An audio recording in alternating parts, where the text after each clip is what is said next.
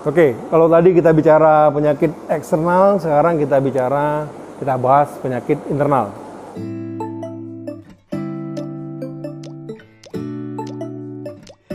Ya, hello guys, balik lagi di channel Farhan Gembil.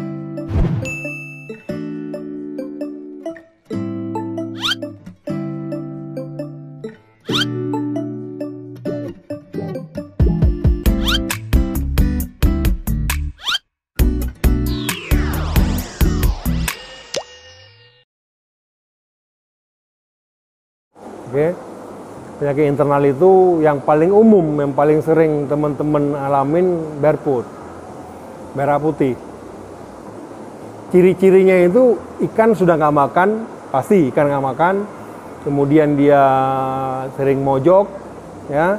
Kemudian ketika perhatikan ini kotorannya,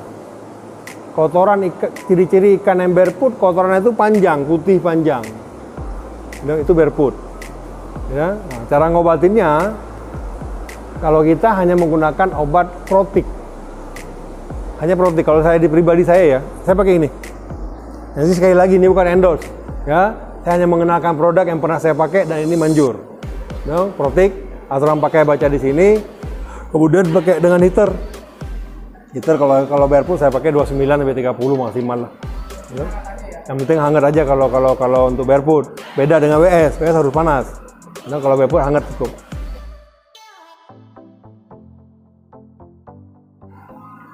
Barefoot ini kan faktor internal ya. Mungkin dari pakan yang kurang bersih. Biasanya sih faktor pakan yang kurang higienis. Dan cabek yang kurang bersih. Kalau kita manusia mencret saya. Diare ya. Nah, itu barefoot. Betul nggak? Ada pakan saya sih lebih cenderung kepada pakan yang kurang bersih. Kalau makan lah, itulah seperti itu. Sampai dia, kalau mengobati ikan sakit, jangan kasih makan. Jadi kadang-kadang teman-teman hobis ini kan kasihan ikannya, kok nggak makan, ntar sehari nggak makan, 2 hari nggak makan, dia akan mati. Ikan ini sebulan nggak makan pun nggak apa-apa. Malah kalau ikan sakit kita kasih makan, dia nggak makan, yang pertama dia akan merusak air. Tuh kan, pakan yang nggak dimakan kan jadi rusak air. Nah, jadi jangan pernah kasih makan ikan sakit apapun itu. Nggak apa-apa, ikan akan aman-aman aja, musuh bulan nggak makan dia akan aman. Nah, sampai dia mau minta makan baru kita kasih makan pelan-pelan. Nah, kalau dia belum minta makan, jangan kasih makan. Kalau barefoot berarti sampai dia minta makan. Kalau dia sudah minta makan, ketahuan dia akan main di kaca tuh. Kita datang dia udah mulai aktif. Berarti dia sudah minta makan, baru coba kasih makan sedikit. Nah, gitu.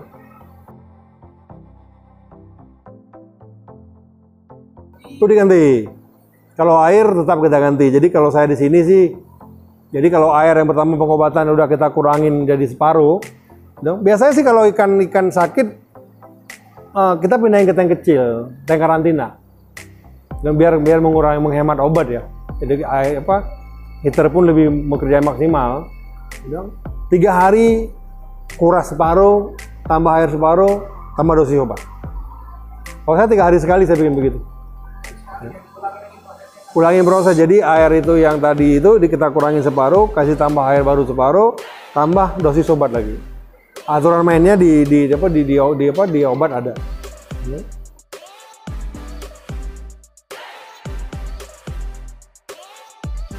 Kalau saya sih kalau terumbu borok itu ya protik, hanya protik. Saya cuma pakai protik sama heater udah, nanti dia akan naik sendiri. Karena terumbu borok ini faktornya kan internalnya pencernaannya yang nggak lancar. Ketika pencernaan nggak lancar, dia nggak bisa buang kotoran dengan sempurna, mampet, akhirnya dipaksa keluar kan. Jadi kita manusia juga akhirnya terjadi lambien atau wasir. Pengobatannya ketika dia sembuh, makannya yang dijaga yang baik, oke, sama protik. Udah itu aja. Saya pengalaman saya loh ya. Tapi itu teman-teman apabila ada pengalaman lain tentang semua sakit ikan, bolehlah kasih kolom komentar. Intinya kita saling sharing di sini.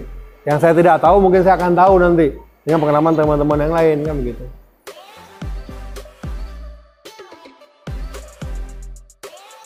Kalau saya lebih ke pakan alami, saya ke cabek.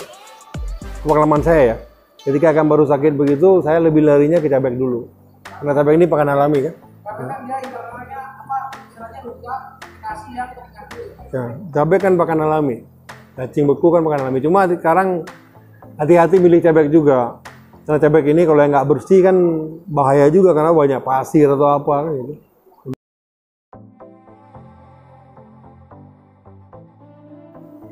Kalau saya pribadi ya, tapi nggak tahu ini benar apa tidak. Analisa saya Popeye itu penyakit internal.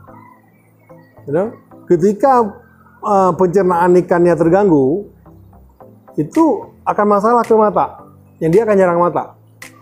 Nah, gejala-gejala Popeye itu, ini harus teman-teman harus perhatikan loh. Jadi ikan ini kita harus kontrol secara berkala. Lihatin apa yang ada di badan ikan ini. Apakah ada tadi saya bilang penyakit eksternal, WS, PLV dan macam-macam. Kalau Popeye ini mata pertama gejalanya berselaput. Jadi mata ini seperti ada selaput. Kalau kita ini kayak katarak. Selaput halus, itu perhatikan itu. Itu harus segera ditangani. Kalau nggak segera ditangani, dia akan melebar, matanya bengkak, pecah kornea matanya, buta. Itu serem Popeye. Gitu? Tapi cara pengobatannya bisa diobatin. Kalau pengalaman saya, itu saya pakai Otozin. Nih. Ini sekali lagi bukan ini ya. Ya, bukan endorse. Ya, ini Otozin.